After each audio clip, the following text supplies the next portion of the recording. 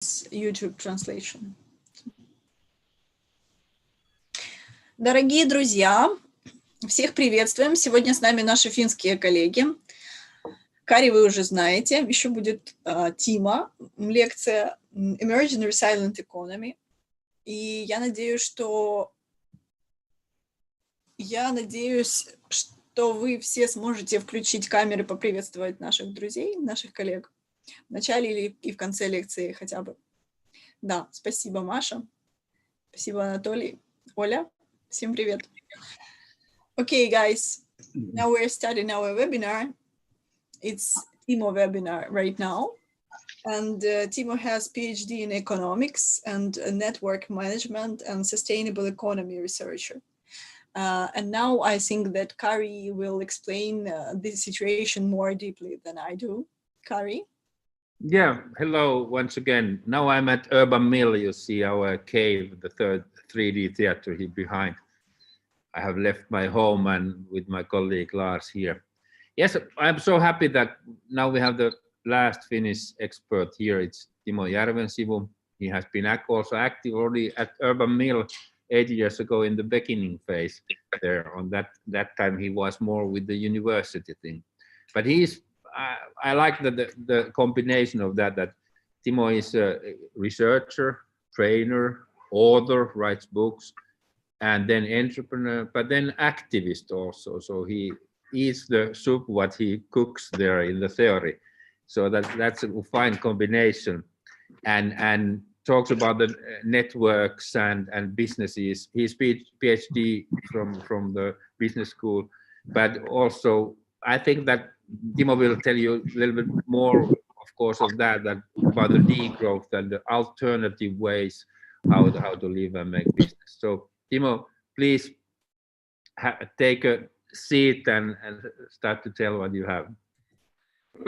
Thank you, Kari, and thank you, Olga, and nice to see you all present here, and there are more people coming. So I'm Timo, and as presented, I'm basically an entrepreneur at the moment, working pretty much as a solo entrepreneur.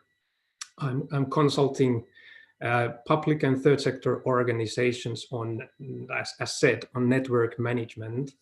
And I could also, maybe I'll just, to make it more, I'll share my screen immediately so that you can also see at the moment what I'm talking about, because at least myself, I do like to learn by seeing also, not by only listening. So perhaps we have different learning styles. So I'll share my screen. Do you see the screen right now? Can you confirm? Yes. Okay. So I may at the moment sometimes look at the other screen. I have two screens, so I should be able to also see your chat messages from time to time. But let's see, we can at any point you can raise questions and all that. But I've prepared to first present, and then we can have the discussion conversation later on. So my topic, as said, emerging resilient economy, 3 words. And from those words, I've prepared to actually talk you through in kind of a story-wise. So I have 3 stories of each of these words, or actually kind of histories as I see the words, or the histories of this type of thinking and doing. So what is emerging or emergent? What is resilient or resilience, and what is economy, and how these 3 have evolved. So my background, why do I talk about these 3, and what do I understand about these 3, comes from 2 backgrounds, as Kari also already mentioned. The kind of the background where I get my living is that I'm a consultant, I'm a teacher, I'm a researcher on public and third sector networks and ecosystems. So I studied them and try to make them work. And that's in practice. So I've tried to combine theory and practice. That's what I have been doing for a living for the past 10 years, first as a university researcher after my PhD, and for the past about 5 years as a private solo entrepreneur. So I work with tens of networks all the time. And from that, I just recently published a book on managing networks, so you can find out about the book from that website. If we have time today, I can talk you a bit through what that is about, and it relates to the word emerging especially. So what I see emergence as a thing that comes out from networks and from ecosystems as they develop as something new. My other part of life is being an activist. So being a social activist in the sense that I try to change the world, try to change the society, and try to change the economy towards a more socially and ecologically sustainable economy, be it global or local. Within that, why I say I'm an activist is that, of course, I've studied the ecologically sustainable economy and the socially sustainable economy. I've also been teaching that in Aalto University School of Economics. There's or School of Business. There's a course that I used to teach with another person for I think 4 times, where the topic was business sustainability in the global economy. Within that, my perspective is more on the critical side. So I do not like to actually use the word sustainable so much, because we are totally unsustainable at the moment in our economy. What I want to talk about more is being resilient, or even I like to use the word degrowth. I started a blog in Finnish called degrowth.fi with my brother, actually also a PhD in economics. That I started that about 10 years ago. We don't write that blog anymore, but since that, we've been studying the idea of not wanting growth, not wanting the economical growth, which is often a subject that economists want to talk about, or our politicians, what they want, or how our societies are built. They are built on eternal growth. The economy must grow in order for us to, make a living. But what I've been studying that carefully, and I've come to understand that we have to be more critical on the growth idea, simply because it seems that we cannot fully trust that we can grow the economy and at the same time take the ecological ill effects down, which would be decoupling. As those blocks, also the other one is mentioned there in the slide. They are in Finnish, unfortunately. But the degrowth movement is international, so if you want to talk more about that, I have some ideas on that also. So if you have anything, if I talk too much, talk too slowly, talk too quickly, or if I'm being stupid, or you think that the ideas that I'm presenting sound crazy, you're fully entitled to think that. And actually, don't be afraid of challenging me or my ideas.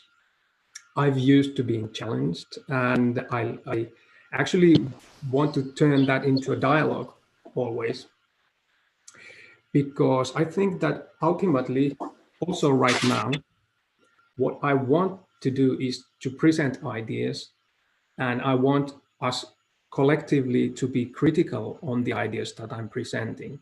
So these are not fully prepared ideas. These are not accomplished ideas. These are not, ready-made, but these are ideas and maybe even questions that we should take a look at together, what I'm presenting.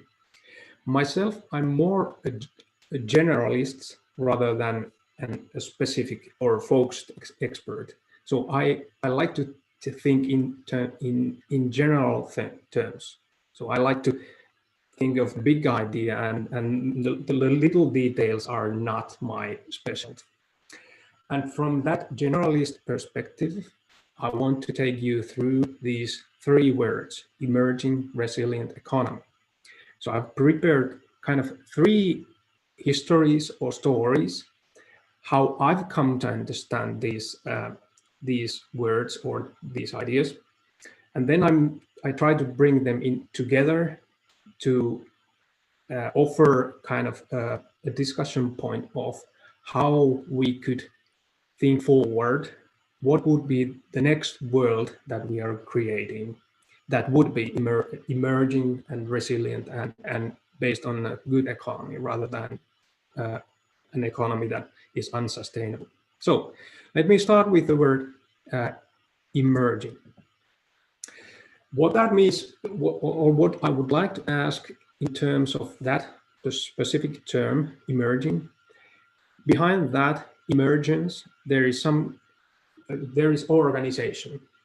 So we humans, we organize and use actually the nature, but we, in between, as people, as humans, we organize to improve our well-being or to create our well-being. And for that organizing will bring up some emergence in different ways. And actually from the organization studies, we can find that there are 3 basic organization styles. Probably you've heard of all of these already, maybe in these presentations or somewhere else. But let me recap that the organization studies are pretty much, if you look at them totally, there are 3 basic types of organizing. There are hierarchies. So how can we control the organizing through hierarchies? How can we make something together effectively and efficiently? Sometimes that happens through hierarchies. Another way is to compete in markets or via markets. So we can achieve something by organizing a market where there are suppliers, there are buyers, and the suppliers compete and the buyers compete, and they compete in a way that makes the production efficient on the whole. And the third way to organize something is to work through networks, or let's say ecosystems of people, human ecosystems.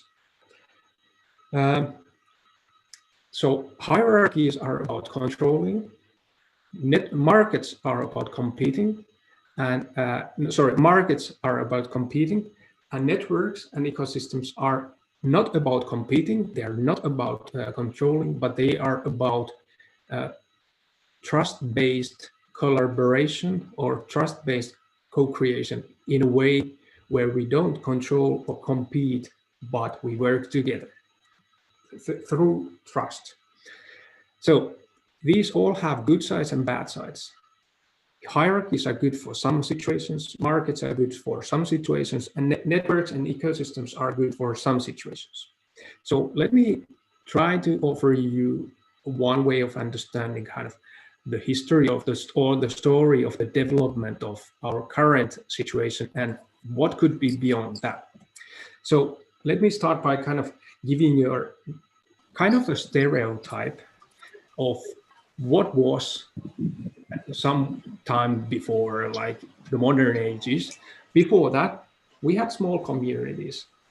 There we had a lot of emergence through quite small networks, and some production also happening in hierarchies. So we had bands of people, quite small bands of people. Someone is singing somewhere there, which is nice. Thank you. There were small communities, and I have these symbols just looking like, maybe I'll turn on the laser pointer. So we had networks, This is kind of the symbol of the network or the ecosystem. And this is a symbol for the hierarchy. So in quite small bands, we used to have both. Kind of the people closest to you. This was the way we organized for our well-being. Now, what happened after that, and why did we start to change from that, was that we got a lot of modernization, new technologies, which enabled us to do a lot of things. But that also meant, because we needed experts, like experts on technology, experts on modernization. So we could and we needed to divide the labor. So we had division of labor. So you do that because you're an expert on that, and you do that, and then we can exchange. So that need for exchange, or the need for planning the cooperation, meant that we could not simply do it in small communities effectively without a more organized coordination. And so we needed to do that coordination somehow. So the next kind of phase was that, or what happened was that we could organize larger pools of resources. Like within nations, we could create national economies where we could build either public or private, big hierarchies or organizations, where we could organize the production very efficiently. So we could have different experts doing different stuff, either so that we could buy those expert services from the markets, or we could organize them in a hierarchy.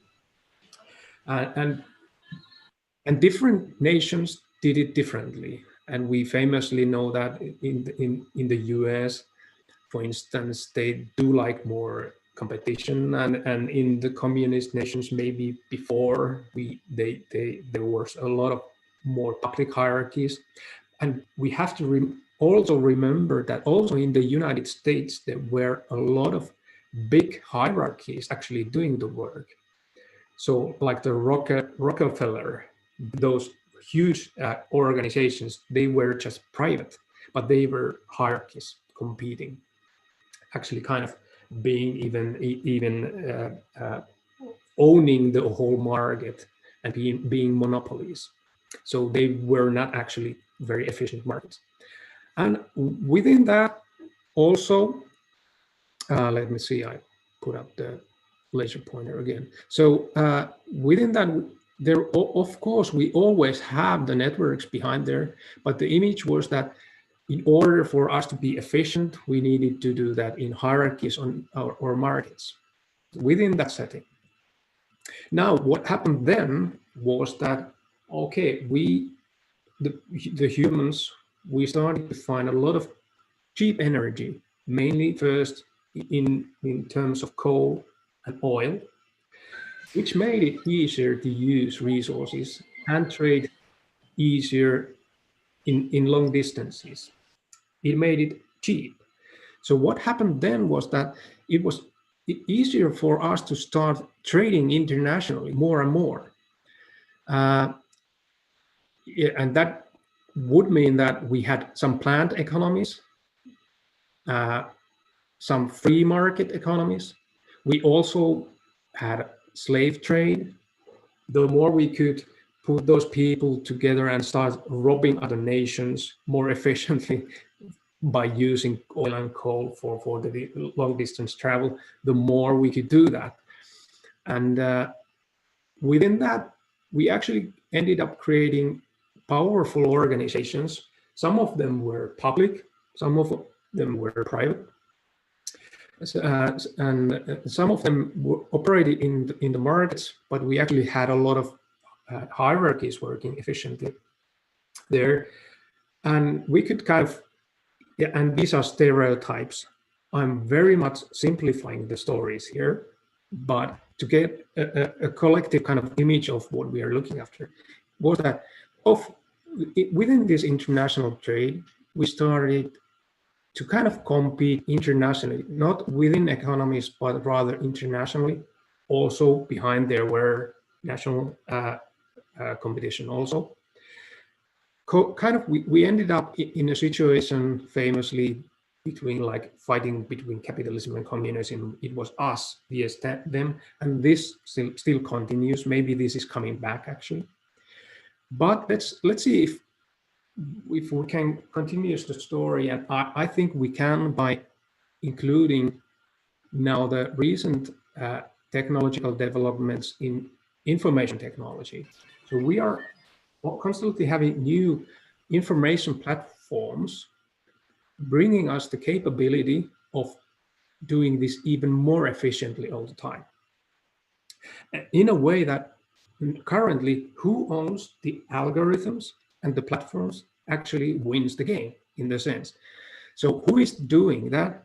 In the global capitalism, I would call that global capitalism where we are living right now, is that we have large private and public organizations. So not only private or large organizations, but also like if we remind ourselves of China, for instance, they have semi-private or public organizations which are huge, and they do have private organizations, but they are heavily controlled also behind their public by the public administration, and they have a lot of power. They invest in the technologies where they collect all the information. These are the Facebooks, these are the Googles. They are huge, but they are hierarchies. We have to remember they are not ecosystems. They offer these platforms as hierarchies, and what Facebook is doing, it affects us all. On top of those platforms, they win the game, and by winning the game, they offer us the opportunity to have some networking and to have efficient markets within those platforms, but they are controlled by the hierarchies. So in a way, I would say that if we started in the small communities from the idea that, okay, we have people closest to you, these are the people that matter. Then there were nation states, us, working on something, trying to create something. Then we started to have international competition, even slave trade and all those. There maybe even the slave trade continues today. Now we're operating in a game I would call, this is me and my power to organize. So even in China, even though it should be kind of a people's thing, we talk about the one person on top of that who is kind of controlling the game. And within all the companies, we're doing all the same. Facebooks and Googles, there are the people at the top that are setting the game. They have the power to set the platform where the rest of us are. The problem now, the next kind of development now is that we could continue with this global capitalism, but the ecological crisis is narrowing the window of us continuing that. We cannot continue the way we are. No Facebook, no Google, no Xi from China will be able to create the platform where everything just disappears, the ecological burdens disappear. They don't have that power. They cannot solve the ecological crisis because it's more complex than any of the platforms that humans create can solve individually. So now that the platforms are competing, they are actually competing in a way that is destroying the nature. So I don't believe that by creating these kind of platforms, we can solve the ecological crisis. So we should be now asking, what kind of algorithms do we as a global community want? Not the big organizations, what do they want? But as a community, what do we need and want? And how should we organize for this? Now, one development could be actually, and some people are arguing by following this red arrow here, that we should get rid of global capitalism and go back to small communities. This is what some people are saying, that we should go back to like some years and maybe not go back, but reinvent the small communities and start by working from that. Actually, this might be something that Trump actually is saying, that let's get back the old great America, kind of the small communities, the people closest to you, and everything will be fine as long as we get there. Everything will be solved. But I believe that this is not possible anymore because we are a global village. We cannot go to a situation where we take care of only the people closest to us because there's too many of us to do that. So what I'm suggesting is that we have to kind of, some people are maybe thinking and saying that intuitively maybe, that we are getting back to some kind of start where we started some, I don't know, 1,000 years ago or 10,000 years ago. But I don't believe that we can go back there anymore because of the technologies that we have and the information platforms that we have. They enable too much. And we do have the energy, cheap energy at the moment, which we will probably use as long as we can. Now, how do we get past this, or can we have another route? And I believe we can. So we should be, what I mean, as designers, what I'm hoping that our young, bright people, such as you, will do is to design ways for us to escape this situation where some of the hierarchies dominate the things and they are setting the scene and they are winning the game. How can we escape that? Because we will otherwise have this ecological crisis. And how do we create an emerging world, not set from the top down by the Facebooks and Googles, but emerged through co-production between us, through trust. So at the moment, Facebook does not need our trust. Google does not really need our trust. Xi in China does not need our trust. They only need to control us. That's what they are trying to do. Now, what we need is to rebuild our abilities to trust each other and bring it from bottom up.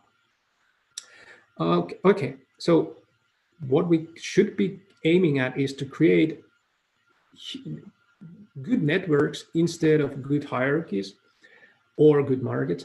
And within those networks, we can emerge together or co-create ways to produce things more ecologically sustainably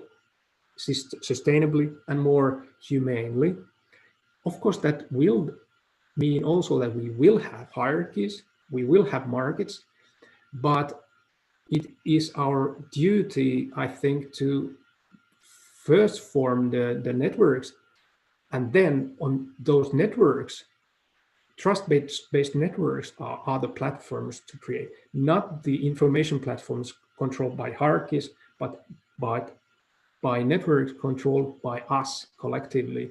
Those are the platforms where the hierarchies and the future markets should be resting upon. So those would be socio-ecological systems, and which would give us the power to co-create rather than it's the power of some people or some organization to organize. Okay, so this is the story of emerging. Now, the same story, but for the word resilience. And within the word resilience, I have the question, how do we cope with ecological limits? So from actually, in order for us to be resilient, I think that we need to escape the current linear thinking and go towards circular or systemic resource understanding. This is nothing new for you, I understand. So maybe this is you're familiar with this, but let me try to give the same kind of story as I did for emerging. Actually, you can see the analogies here. So I will do the same for resilience. So where did we start? The humans started from some kind of self-evidently, and this might be a stereotype, but we started with self-evidently sustainable small systemic communities. So where we actually had not even household, but bands of people who were pretty much self-sufficient. stereotypically. So it was kind of a survive or die system. So they had hard limits. If they did not obey those limits, they would die. So they had to work within that. So what happens, of course, then is that we did get modernization, we did get technology, we did get division of labor, which meant that we could use larger resource pools. We could escape the hard limits of the nature. What this then meant was that we could create these national resource systems, and we could actually start to escape this systemic circular way of being, like the seasons fall and come and go, and we have to survive there. We could start to live in a way that we could use the technologies, use the modernization, use the division of labor to really create an idea that we can have nations who have natural resources, who can then use those resources to improve the national well-being or the people's well-being in the nation. And within that, we didn't see that, but we actually started to live in a way that we didn't see the hard limits. There was always some local area where we could export our ecological ills. And we started to use natural resources in a linear way. We got them, extracted them from somewhere, and then dumped it to another place. So we thought that we had a lot of resources and a lot of ways to dump the resources. Okay, and so we got more effective in living in a linear way and using and wasting the resources for our well-being, to improve our well-being. And then on top of that, we found coal and oil and other kinds of cheap energy, which meant that we could get rid of the long distances, that we didn't have resource limits even long distance afterwards. So we could start trading internationally. So we could escape even the national boundaries or the local and national boundaries and start to do this internationally.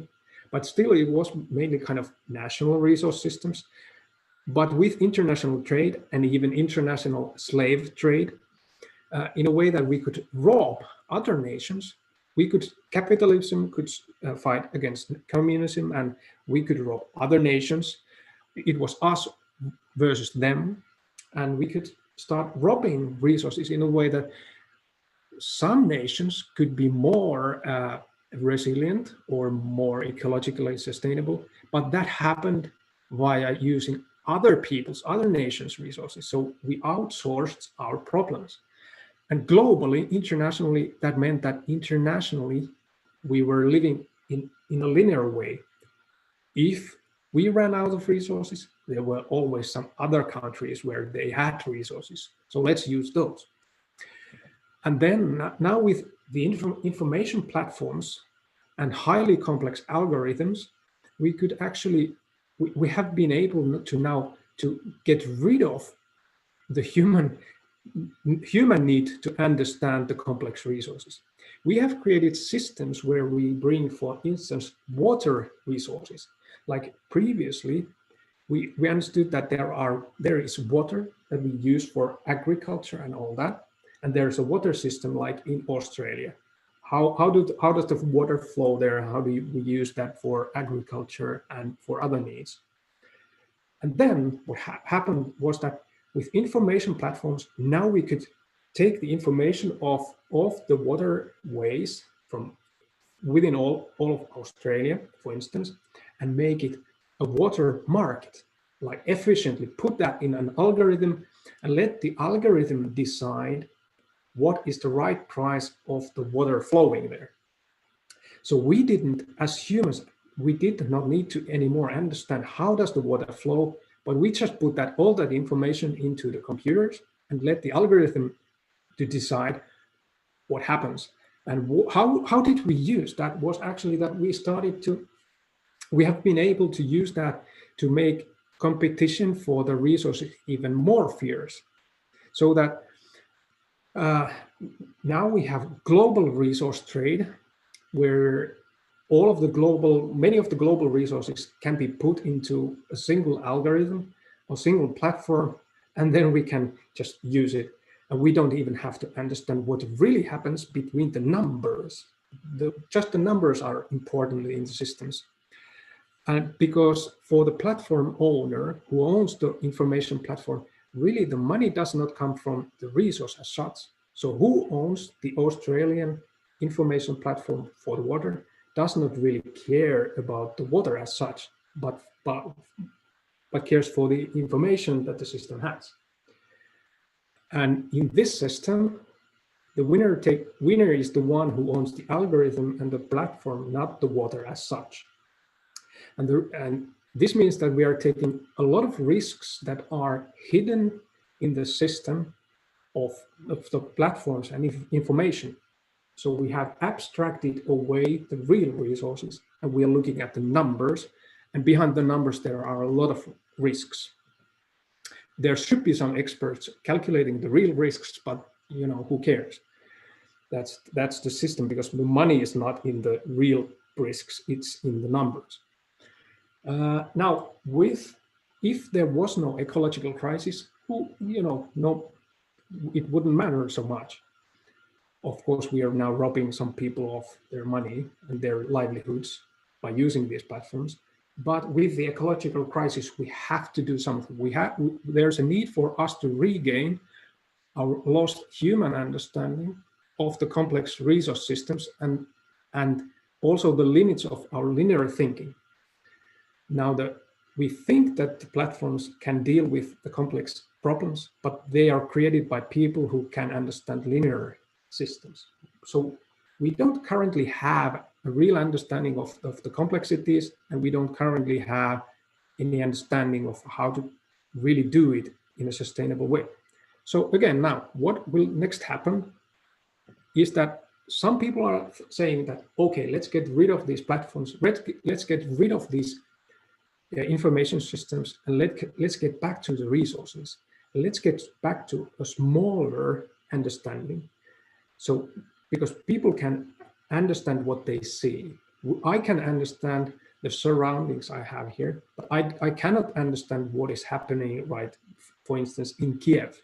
I'm not in Helsinki at the moment. I'm in Mikkeli, 250 kilometers from Helsinki, but I don't have any idea what are the resource systems in Kiev at the moment. So how could I could go into a platform to see from some information systems what kind of resources you have, but I would make a lot of mistakes by trusting only that information system. So in order to understand your system in Kiev, I should travel there and really see it. So many people are saying that we should get smaller in a way, get back to the self-sufficient households and make the small communities resilient. But again, I would say that probably we're not going back there, but we need to create a global resource system where we understand that we are globally living in a complex world system together. So we should be more careful by not taking too many risks with this platform thinking where we hide the real resources behind the numbers, but really to be careful that let's not hide the resources behind the systems, but really instead of risk taking, which is done by many of the systems, is that we should start by living with a precautionary principle. So if you look at that from a Google, for instance, what is a precautionary principle is that we should not do something before understanding what will happen. So it will slow things down. We cannot act quickly on many things when we are creating the complex systems, but we should be very careful for not doing any. First, we should see what is going on, like for a forest. If we are maintaining a forest, we shouldn't go there, buy it, and the next year just log it down and then see what happens. But if you buy a forest, for instance, you should first take a pause and see for maybe for 10 years or 20 years, see what's going to happen there. How does the forest live? And then start to really in small ways, try to understand what can you do with that forest. So we should get into that type of systemic thinking where we are more careful in order to live in the global resource system. So it would slow things down. It would not necessarily mean that it's smaller. It can be global, but it's slower than currently. So that was for the resilience. So the final third word, economy. And within economy, my question is, how do we get an optimal allocation of resources? That is what the economy does or should do, is to allocate efficiently our resources, both our investments for the future and our current resources, so that we are able to live now and live in the future. That's what an economy should be doing. Often we can see that in the economy we have resources like water, like forests and agriculture and all that. And then we have money as an exchange system. But and I'll use these two, R and M, as just to give you an idea of the same kind of story. Third time, the same story, but in a different way. So first, we can think of a stereotypical household economy. Actually, we can debate whether this ever existed. But in a way, we had household economies where we exchanged, we didn't use that much money, but we exchanged resources to resources with the people and with the resources closest to you. So we lived there. And if we did use some money, there was a real concrete market square somewhere where we took our products and we had some money and bought something and got back. We did not live in the market in the way we currently live in a constant market where we can take our mobile phones and anytime go to the market. Okay, so we can start with a household economy thinking. Again, with modernization, technology, and division of labor, we needed and we could start to have more efficient markets and more efficient planning. So we needed that and we could have that. Which led to the idea that, okay, somehow we need to have different kinds of mechanisms for exchange. It's not so efficient to exchange resources to resources directly. If we use money as a medium there, it's much more convenient. For instance, for me, if I'm selling water, I can first sell the water to the distributor, get the money, and then with this money I can buy bread or something else. So I don't have to exchange the water directly to bread, but I can use money as a medium. In these planned or market economies, where, as I previously explained, we had resources. We started to use them to invest into our well-being. And within the economical sphere, we understood that we have nations. We need to get the national economy in order. We need to get the national economy going. And we understood that we need to invest in the people and in the technologies in this nation so that we can compete with the other nations. And for that, we need to have money.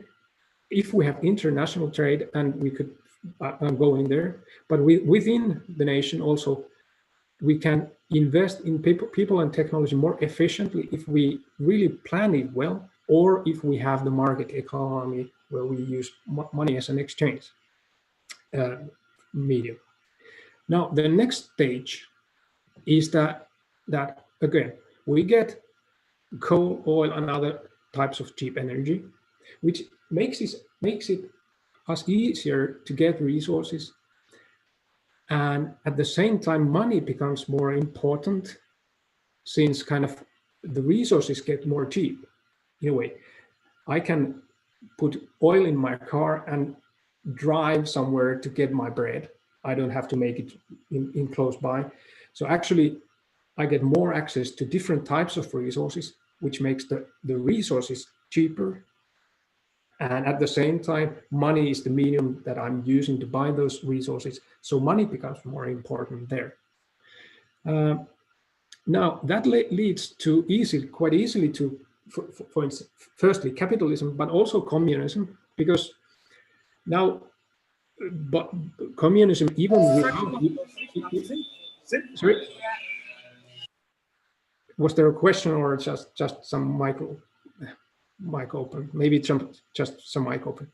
So even within communism, even though you did not use money as such, actually behind there, I think there was unofficially wealth accumulation in the forms of money in many ways. And internationally also you had slave trade. And within this trade, actually, what happened was that previously we understood that it was important to exchange resources via money to some other resources. But now, within capitalism, especially within capitalism, but also within communism and the slave trade, many started to think that, okay, actually money is more important, because with money, I can quite easily, with this cheap energy, cheap oil, cheap coal world, I can buy a lot of things with money. So money is the thing that I need to have. With that, I can buy resources, and with those resources, I can get more money. So the importance of money rises there. The next phase, then, when we get the information platforms, actually reduces the importance of the resources even more, because resources become numbers in the platforms, information platforms. So they get to be the same kind of numbers as money has been so far. So what happens there is that we can actually get global hyper-capitalism, which in a way gets rid of resources, and we just exchange money to money, and other types of resources can be exchanged quite easily. They can be complemented. If we run out of this resource, we can easily get other resources back, because we have all the cheap coal and oil and all that to help us there. And we, in brackets, we can see that these are free markets. Everyone can make their own money and, be their own boss. And it becomes a world of money and me. Who has the most money wins, be that nations or people, or be that capitalism. Everyone is calculating, all the nations are calculating gross national products in terms of money, not in terms of the real well-being that we are getting. Now, again, we have a situation with this ecological crisis. And now we are starting to realize that, after all, money does not buy the resources. If we ran out of the resources, again, the resources, then their value rises and money does not count. We get inflation, actually. If we run out of the resources, we get a lot of inflation and money loses its value. And now, with this current situation, actually,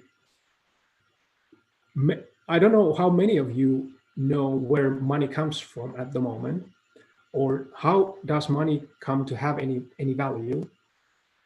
But let me assure you, in the current monetary system, which you can call a fiat system, there is no gold standard. There are no resources to back your value of money anywhere.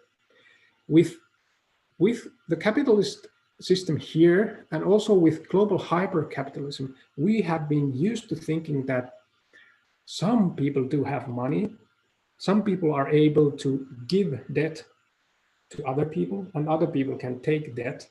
And this way we can create money. Money is actually created through debt. When any time someone is taking a debt from some institution or other people, they get money. And when you get debt, you get money actually out of thin air. That money does not exist before you get debt. At the moment you get the debt and you undersign that debt, then you have money, and the money comes out of thin air. But we were used to thinking that someone still has the money somewhere, and it's the private side. But what we are currently having, for the past 10 years, we have been having a system where the central banks, instead of the private market, the private market also is creating money, giving debt to nations, for instance. But actually, at the moment, the central banks are printing money, a lot of money, much more money than the private markets are doing.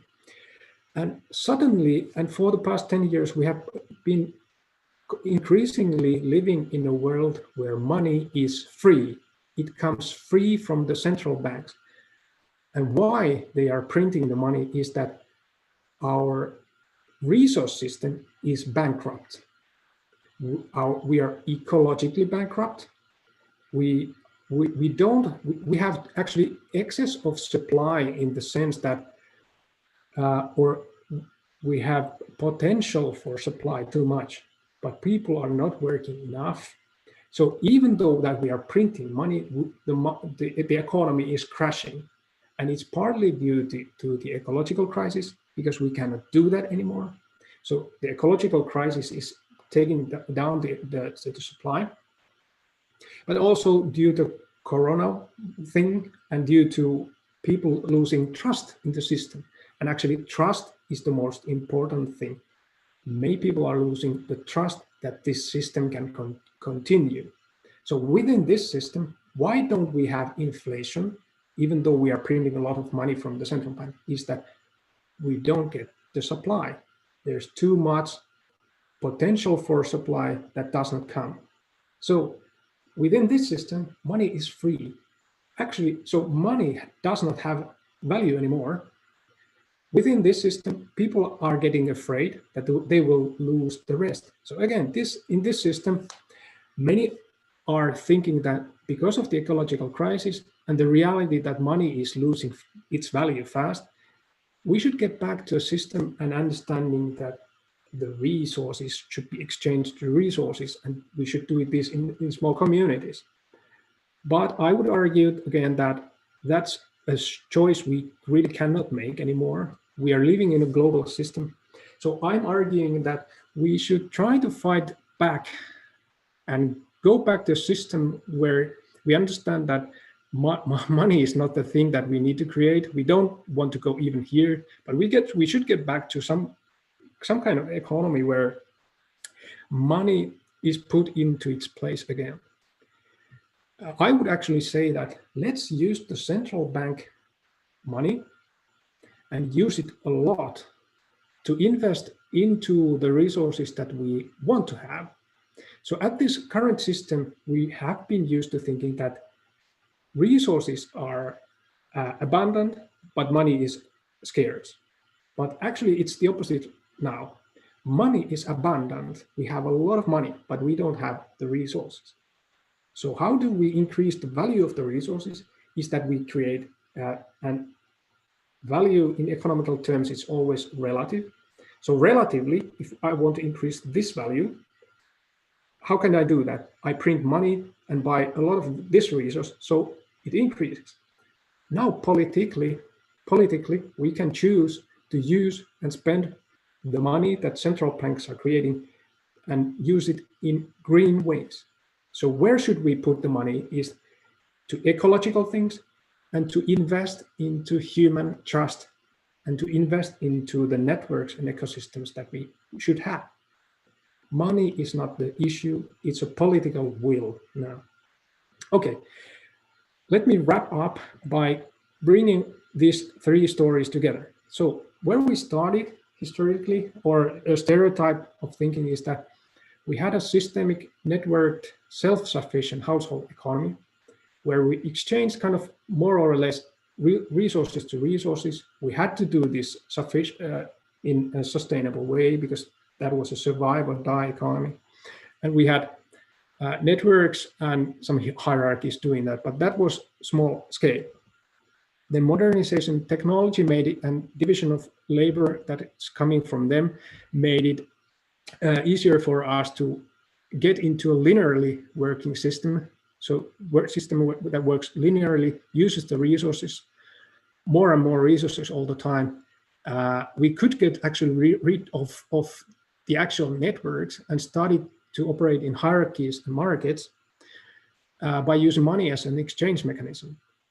And from that, using the cheap coal, oil, and other types of energies, we could diminish the resource distances and increase our destruction force even more linearly and give more power to the markets and to the hierarchies and make them want more and more money and use resources as an exchange mechanism. So money becomes more important.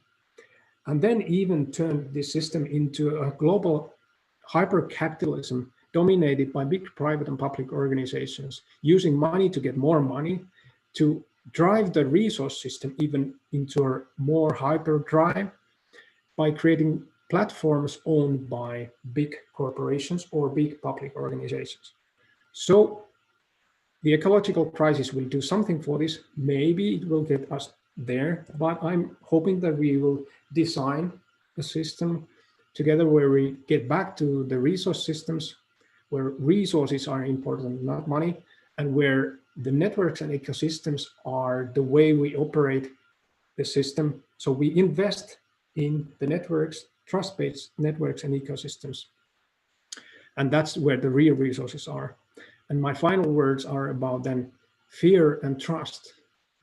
If in this system fear wins, and this is what I think Trump is wanting, is that fear wins and we break up this global system and make it small scale and start again the same cycle. We will start then competing between nations.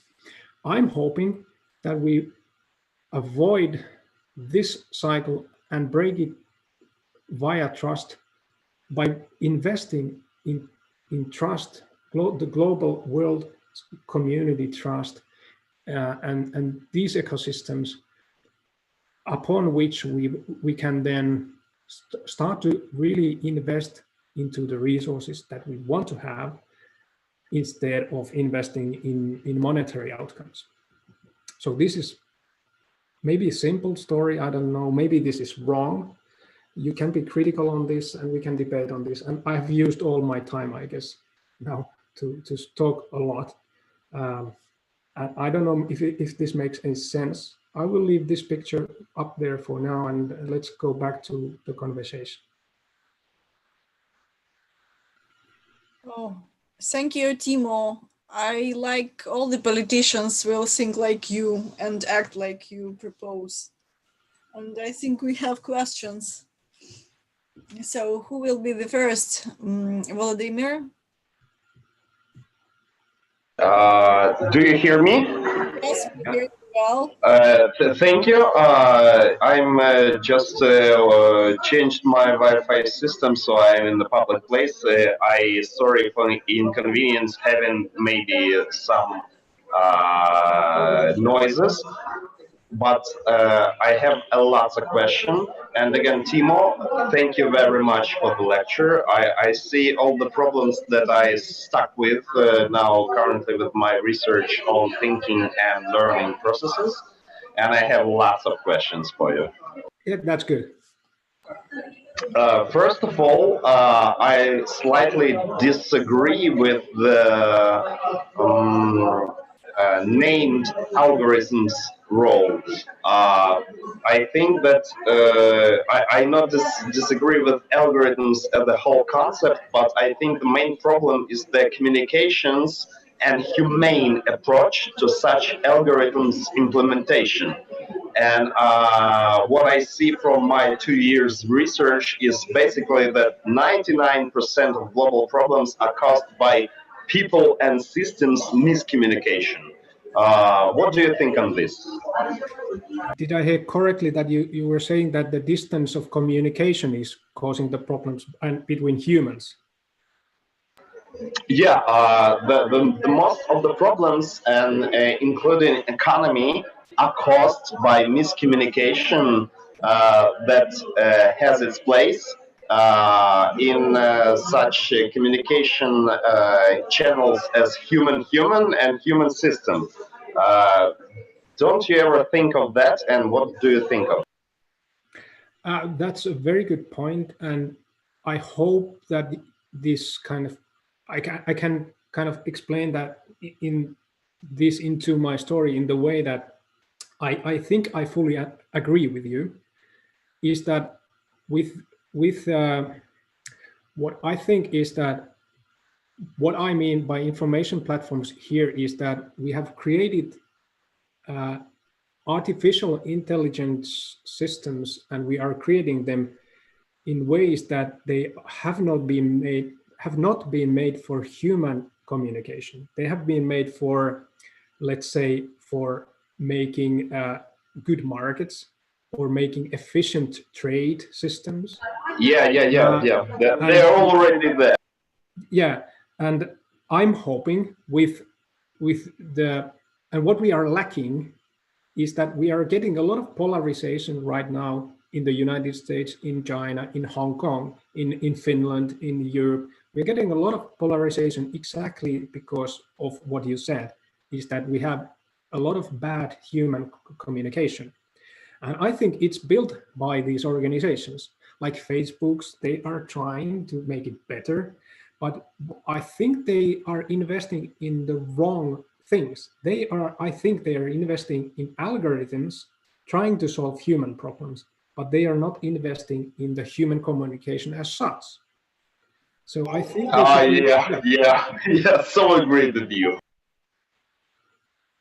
So I don't know, maybe hopefully by investing into human communication more, we would get into this trust-based system rather than go to fear-based systems.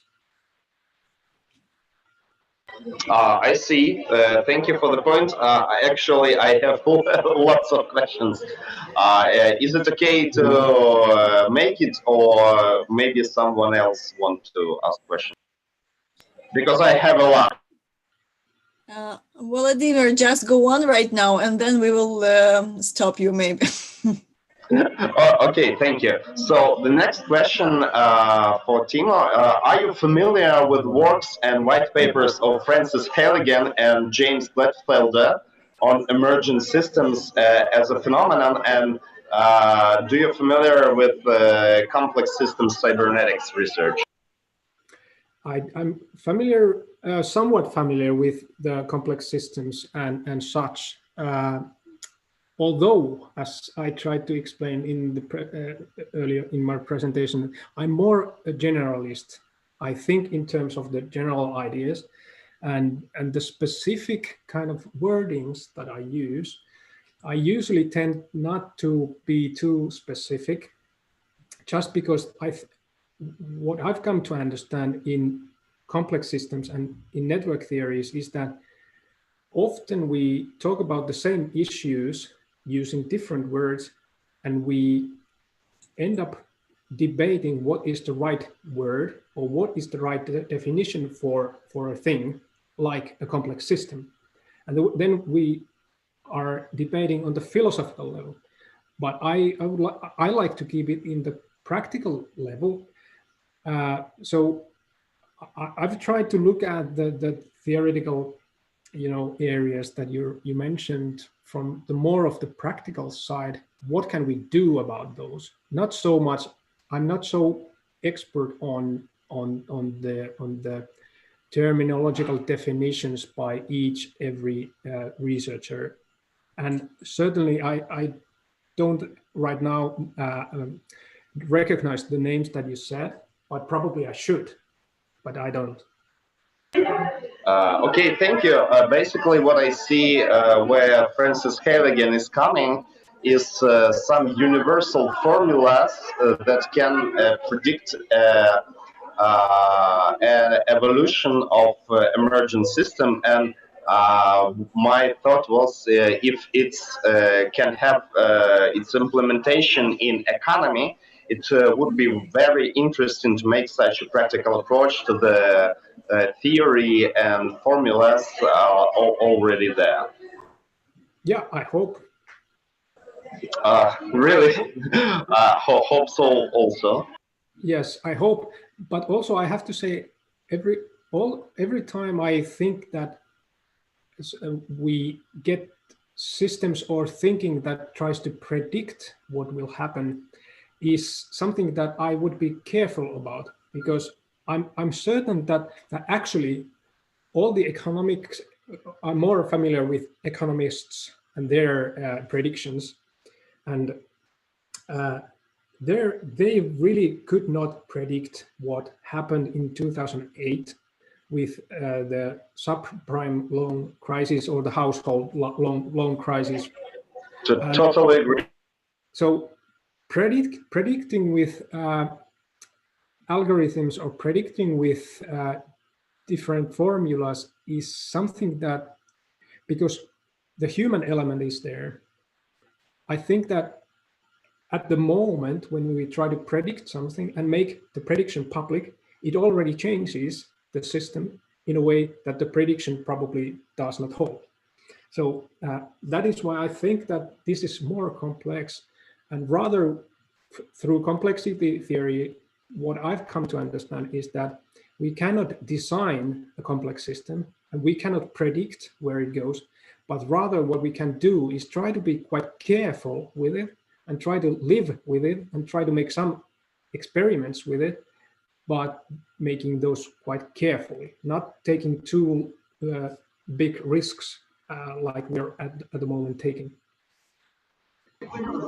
Thank you. I see your point, and I think that we can just, influence the vector of moving of complex systems, including our very interaction with them, but not control.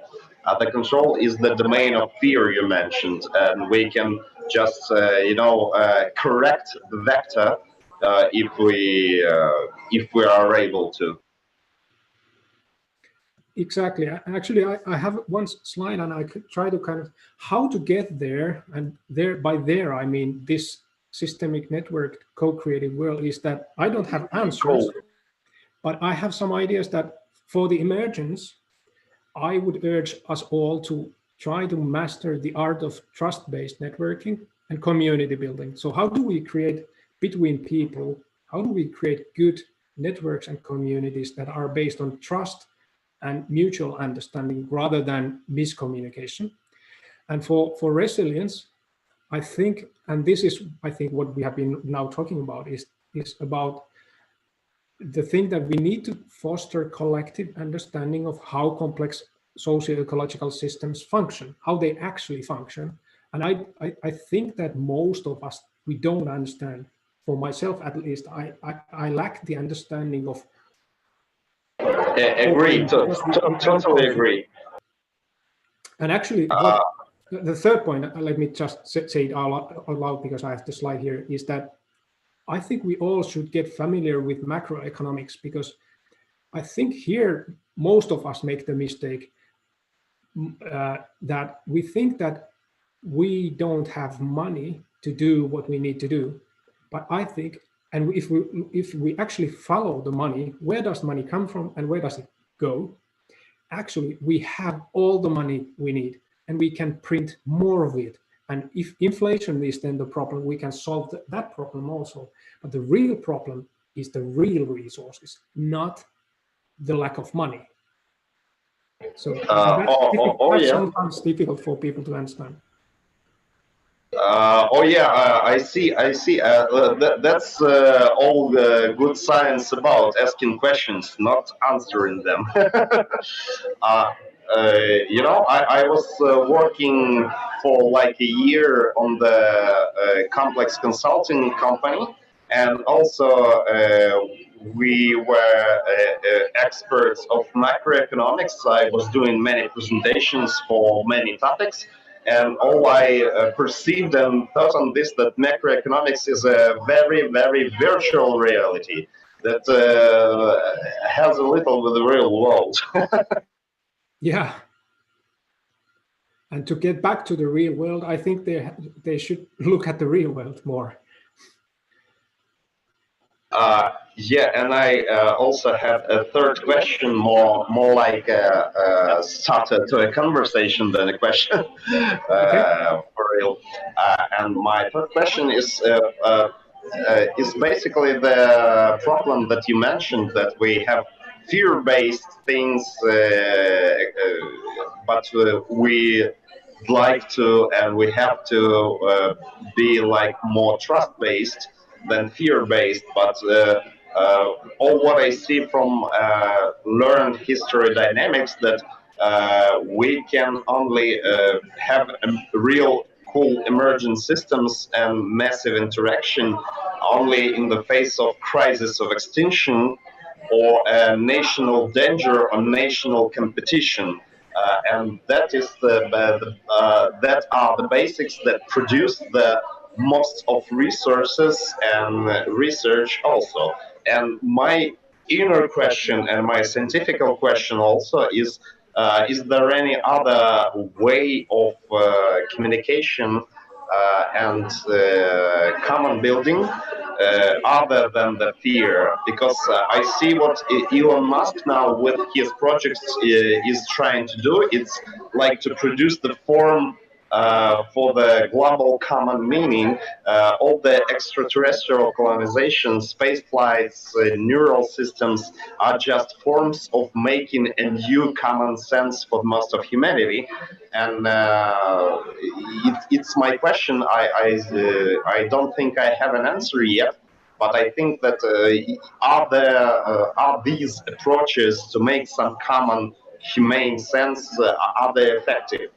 But I think only the time can tell. What do you think on this? I'm not sure actually what is, and thank you for the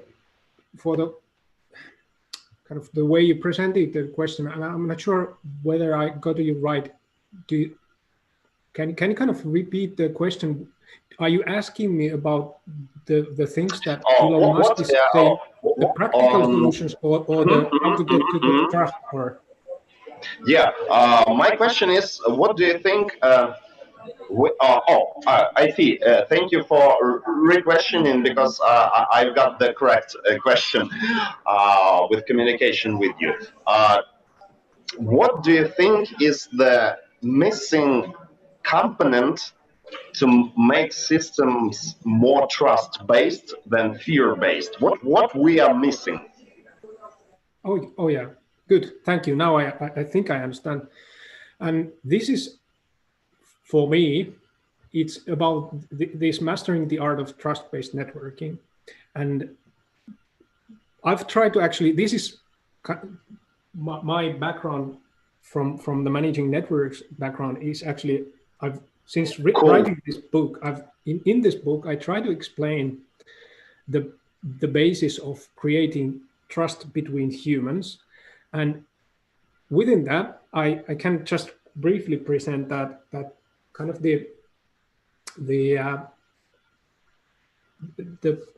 well, trust is in the middle there. And in order to increase trust, we also need to know each other and to find also commitments towards meaningful goals that are common to us. So maybe, as you refer to Elon Musk, and finding common meaning in, for instance, in projects like extraterrestrial colonization or something like that, whatever it might be, we should find something that is purposeful for all of us. But let's stick to trust for now. And within this book, I try to explain that, and through research, we can understand that trust building requires at least these four things. And what is trust? Trust is something that, firstly, if you have trust, you will make a jump together to some unknown territory. If you don't trust, you will not jump there because it's unknown. If there are uncertainties, trust is the thing that you will help you to still make the investment, even facing uncertainty. If you don't trust, and if you have uncertainty, you will not do it. you will not go into the uncertain areas. So that's the definition of trust in a way. In order to, in the face of uncertainty, to do something together, first of all, of course you can, and this is the basics of trust, is that get to know the knowledge and skills other people have for getting to that uncertain thing. So if you know that, okay, David has these resources and skills and he's good at that, and then Olga is good at that and he can do that, okay, fine, I will trust these persons on our journey towards that uncertainty. But knowledge and skills are not the only things that create trust, and we certainly know also that some people are very skilled, but we still think that they cannot generally be trusted. And certainly in Finland, that's evident, but it's evident also in other countries, is that ultimately we don't trust people that seem to know it all, because we know that none of us is good at everything. We all have vulnerabilities. And in a human system where there's a lot of trust, there should be the security that we can reveal our vulnerabilities. So I don't know something, I'm not good at that. If I'm scared of revealing that, then I'm not secure enough to reveal my vulnerabilities, and then there will be no trust. So knowledge and skills are kind of the basis of trust, but then revealing our vulnerabilities and having the security to do that, so that we are not ridiculed if we reveal our vulnerabilities, that deepens and makes trust more rich. Like, of course, Trump is an easy example here. Trump is saying that he is the best person to do anything, and he does not have any vulnerabilities. And from that, we know that we cannot trust him. If he would give even hints of vulnerabilities, we could trust him a bit more. Now, all the nations are acting in a way like no one has any vulnerabilities. In this world, we need to create a system where nations and individuals and organizations are able to proudly say, we are good at this, but we are bad at this. Can you help me? In order for us to reveal our vulnerabilities, we have to somehow be able to start trusting that other people and other organizations and other nations have some goodwill. They try to be good. Okay, and this is a bit far-fetching. I know that some people are really bad-willed. They might be, bad. Like I actually think that Trump is in a place that it's difficult for me to really think that he is good-willed. But actually, I think even Trump is trying to do something good for some people. Now, my job should be to try to find out what he is trying to improve and really try to support him in that. Even though he has his bad manners, he has stupidities, and all of us have bad manners and stupidities, at least I do. But still, we all, and I think we all, have some meaning to do some good, and it is our job to try to find that. And then consistency is the fourth thing, that people are routine oriented usually, so that if things happen every time the same way, it increases trust. So we should be consistent in our ways of operating. So we cannot say one thing today and another thing tomorrow. Combining all of these four at the individual, community, organizational, and national and international levels, and especially bringing in a secure system where we can reveal our vulnerabilities easily, that would increase the trust-based system.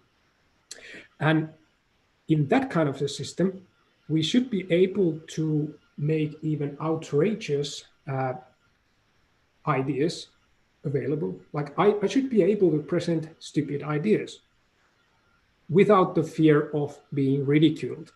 Like even, Oh yeah. yeah, for instance, if Elon Musk is proposing that we should go extraterrestrial, some people do think that he's crazy. But I think we should have a system where we can promote these crazy ideas and deal with them in a civilized manner. Now we are not dealing in a civilized manner even with good proposals, and that's a really big problem. So Yeah. Thank you. I see that the great problem is the phenomenon of lies itself, because when bad guys are telling everybody that they're bad guys and their intentions are 1, 2, 3, 4 to do that, like Trump, like Putin, it will be easier for everybody to make some coordinate system to navigate in. Yeah. Thank you again for your answers. Thank you. No, thank you. Thank you for I hope we have some more conversation. Thank you. Me too. But thank you for the very good questions, and all of them were very good and made me think. So thank you. Thanks. So what else? And Kari, are you still with us? Yes, I am. Yes, and I think this conversation was quite deep, economical and philosophical, and I like it so much, guys. And I'm also thinking about what can we designers do in this economical world and for R&D, I mean research and development innovations. How do you think, Timo? Do you believe in the huge jump during the nearest years in research and development innovations? What can they change in these economical, ecological problems? Can you say again, who could, or in what area? Research and development, I mean scientists. Could we expect that we can make a jump in our science just to overcome these challenges in ecology and sustainability and to be more resilient? Yeah. Yeah. Or what maybe I think, it's just fantastic, or maybe it's just, you know, a fiction, science fiction, and that's all.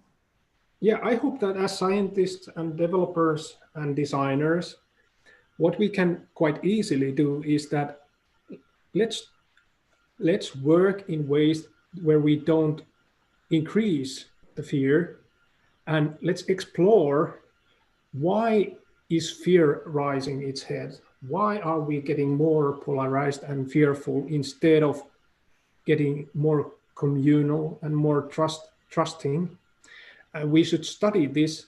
And even though you're an engineer, or even you're ecologically minded, or some of us are in the humanities, some are engineers, whatever you are, we can study the resource systems that are based on trust. We can study the monetary systems that are based on trust. We can study the organizational systems that are based on trust.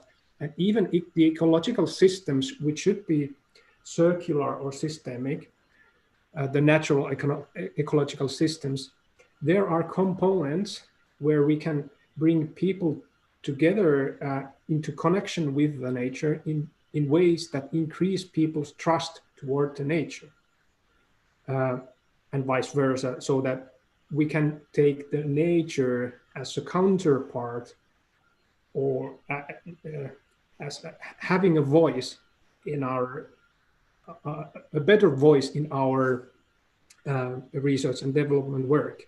So bring in the nature, bring in the people, and bring in the trust in all of your work, and that'll in itself make it better, I think. And then look at the real world. Don't look at those theories. Make your theories based on real world. At the moment, there are too many people that think that money is important in economics. It's not.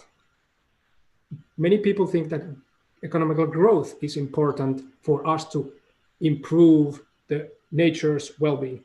That's stupid and that's wrong, and so on. There are things that we have a lot of theories that are not based on current reality. I could go on with those. Yeah, I understand that. And I see that in our chat, Vladimir just started to write a book. Maybe. Okay. May I ask a question? Is there still time for a question? Yeah, please. Someone have... Timo, thanks. Yes, I was going to ask a question if possible, if there is still time. Yeah. Timo, thanks. I would like to pick up on your point about the growth, and this is not, and that it's not always pleasant, but there is also an ugly side of the growth, as you have explained, with the resources, etc. And I, starting to work, in my career life at the beginning, I always kind of assumed and been taught by the books or by the works that you have to grow. And even now, if you work for any company, big or small or mid-size, it is always assumed that you have to grow.